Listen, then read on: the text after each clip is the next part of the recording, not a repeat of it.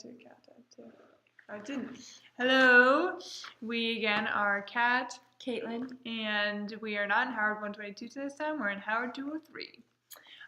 So we wanted to talk mainly about ideal type.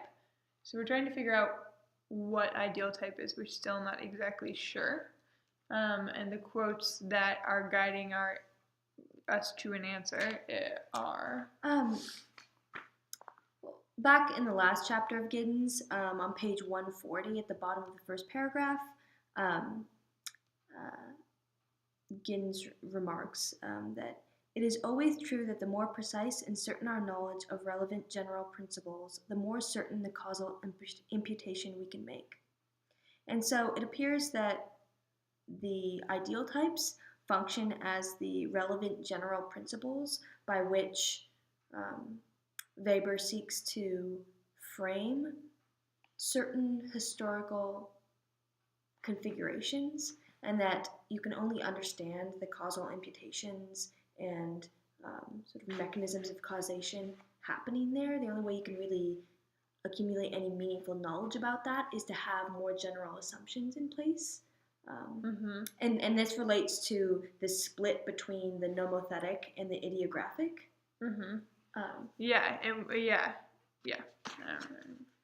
So that ultimately,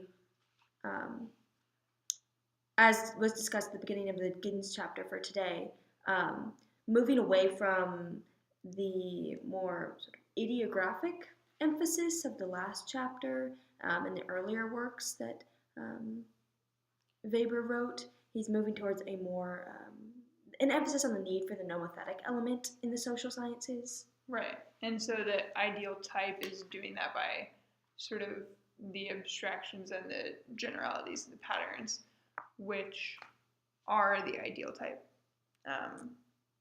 And on page 148 from this chapter, says the scientific analysis of social action, so sociology, insofar as it proceeds beyond mere description, proceeds through the construction of ideal types. So that's the method of the nomothetic in sociology, the degree to which we understand what that is. If anyone has a good sense of what ideal types are and how they're constructed, I'm confused. We're a little confused. And then on to... But that's sort of the framework we think it fits in.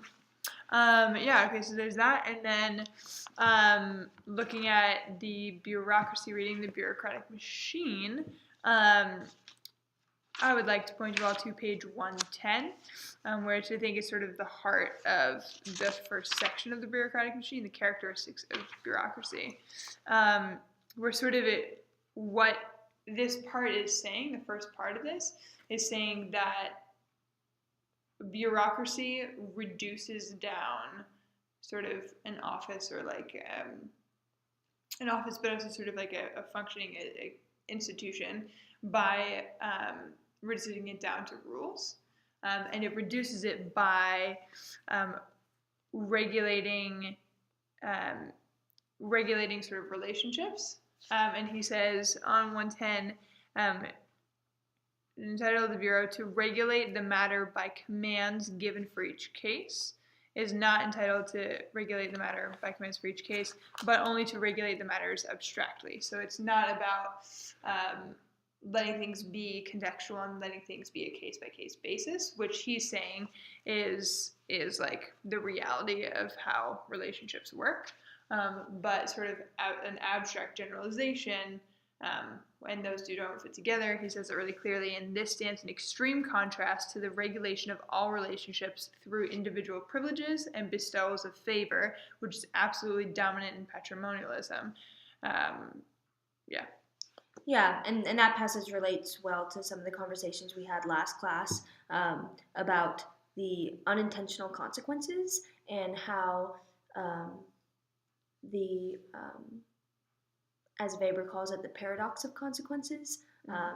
So maybe the end of what bureaucracy was meant to accomplish was like a sort of social leveling, as we discussed, and that's the end, and it was meant to eliminate that the privileging in private relationships, the bestowal of favors, that sort of thing. It was supposed to move in contrast to that, but in the end, bureaucracy sort of reproduces some of that in different ways. Right.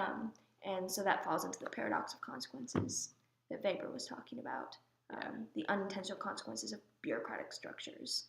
Right, which is then a lot of what the next section is talking about, the level of social differences.